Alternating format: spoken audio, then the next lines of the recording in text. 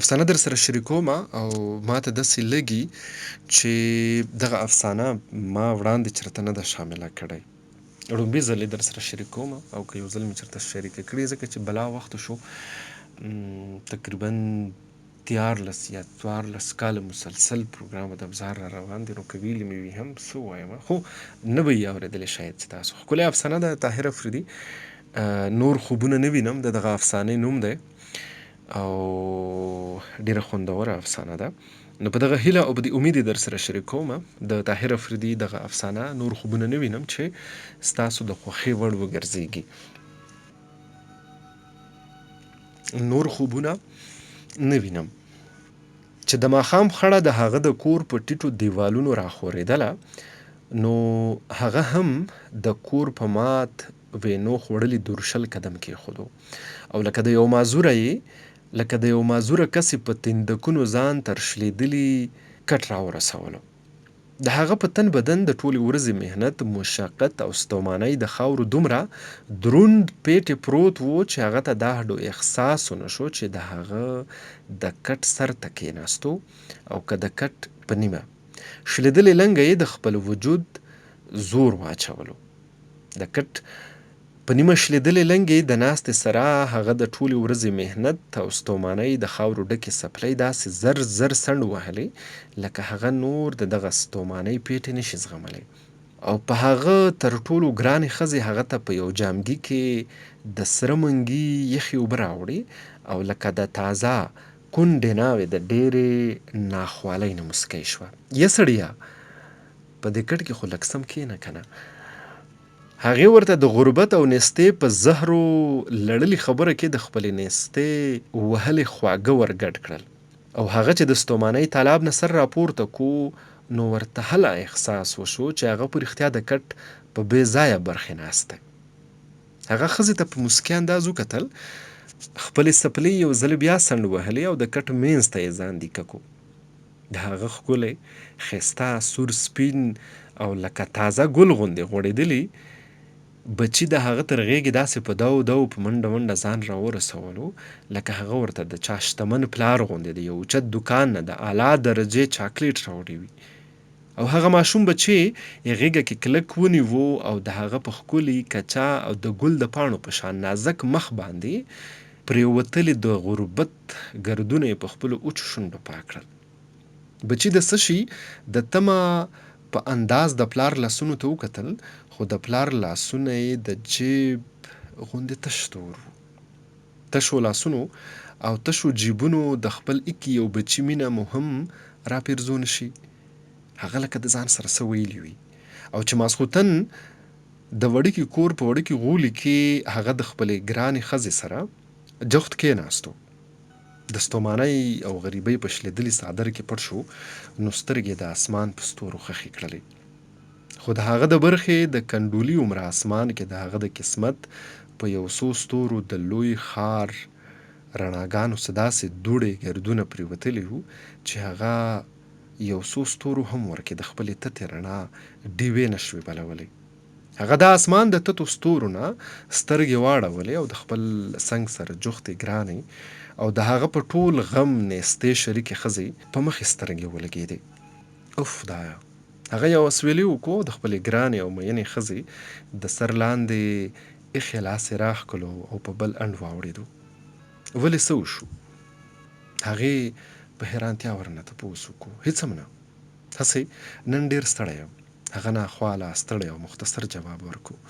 یوې لویې چوپتیا د هغه په کور خورې شوې نستې غوندې خپل سنګونه خواره کړل او هغه دواړه ښځه خاوند اول د یو ښکلي تصور او بیا د خوب د خاپېرو په انتظار په مخالف اړخونو واوړېدل.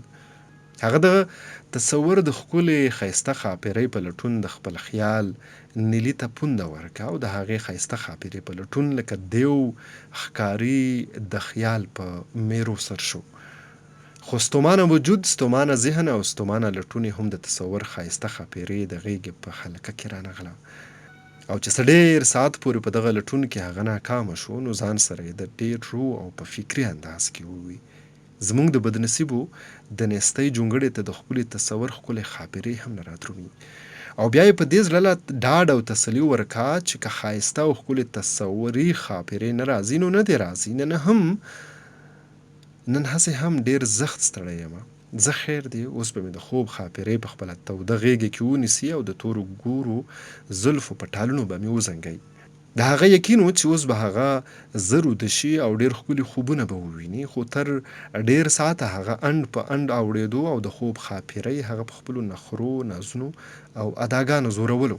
او بیا چې د هغه سترګې د ستومانۍ او شوګیرو لوګو سرې کړې، نو دغه مهربانه خاپیرۍ غالې غوندې راغله او هغه یې په خپلې غېږ کې کلک ونیو. هغه په سوځېدلي مخ یې د زلفو سوري وکړو او ورته د خپلو نوکو هیلو او نیکو جذبو سره یې ورته هرکلی ووایي. هغه په دغه وخت داسې نشه شو چې د ویښ ژوند ټول فکرونه، ټوله ستوماني او ټوله نیستي بیخي شاته لاړل. دغه وخت د خوب حسینې خاپیرې په غېږ کې هغه دومره نشه شوی و چې څنګ کې ورسره جوختې ملاستې او د ژوند د ملګرې د نیستۍ بدحالۍ شلېدلې لوپټۍ هم هېره شوې وه. د هغه د ماشوم بچي د ګل په شان سرو اننګو باندې پرېوتې د حالاتو ګردونو ته یې هم خیال نه و، او نه یې د نیستۍ غربت په اور سوي سکروټې ژوند ته څه فکر و. هغه خوشحال و، نشه و، مست او د خوب د خاپیرې سره د هغه په توده او پرسکونه غېږه کې په خوږو خوږو خبرو سر و.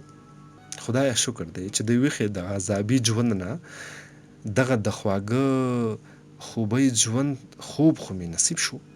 هغه په خوب کې د ځان سره د بیدار ذهن خبره وکړه او د خوب د خاپیرۍ غټو تورو سترګو، سرو اننګو او سرو شونډو ته یې کتل. او هم په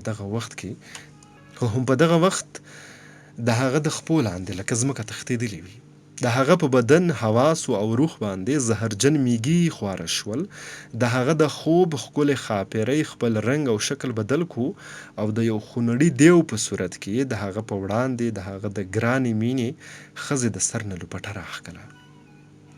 د هغې اوږده تور ویښته یې په سختو کلکو لاسونو کې ونیول او هغه یې داسې په زور سره خپلې سینې ته راجوخته کړه لکه چا تورابان دیو نازکه ګلندامه ګیره کړې وي. او چې د هغه کچه ماشوم بچي د مور د عزت پړونې دپاره د تورابان دیو په سخته پنجه خپل غاښونه خښ کړل، نو تورابان دیو هغه هم د مرۍ نه کلک ونیو او د سر د پاسه نه په سخته کڼیزه ځمکه داسې ګزار کو چې هغه ماشوم تر څو ځمکې ته رسېدو نو ساه یې د هغې نه اول د وجود د کور نه تلې وه. همدغه وخت هغه د ډېر سوخت او د ډېر تاوه یوه داسې چیغه وکړه چې څنګ کې یې پرتې ګلندامې ښځې هم د هیبت نه یوه وارخطا کړیکه وکړه او په هیبت راپاڅېدله.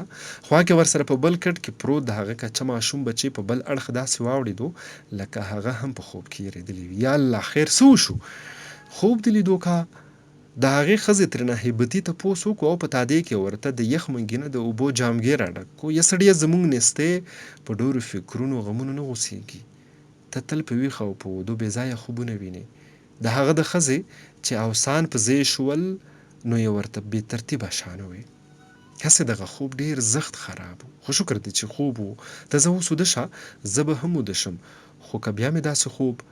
هغه لږ شان غلی شو او بیا یې روغ غوندې ځان سره وویل لویه خدایه که زموږ د خوارانو په نصیب کې ښه تصور او ښه خوبونه لیدل نشته نو د دې عذابي خوبونو لیدو نه خو خلاصې راکه که نه. او یو ځل بیا د کنډولي عمر اسمان ته وکتل، خو د هغه د برخې په اسمان د یو څو ستورو د لویې خاریې د تیزې رڼا ګردونه اوس هم خواره واره وو.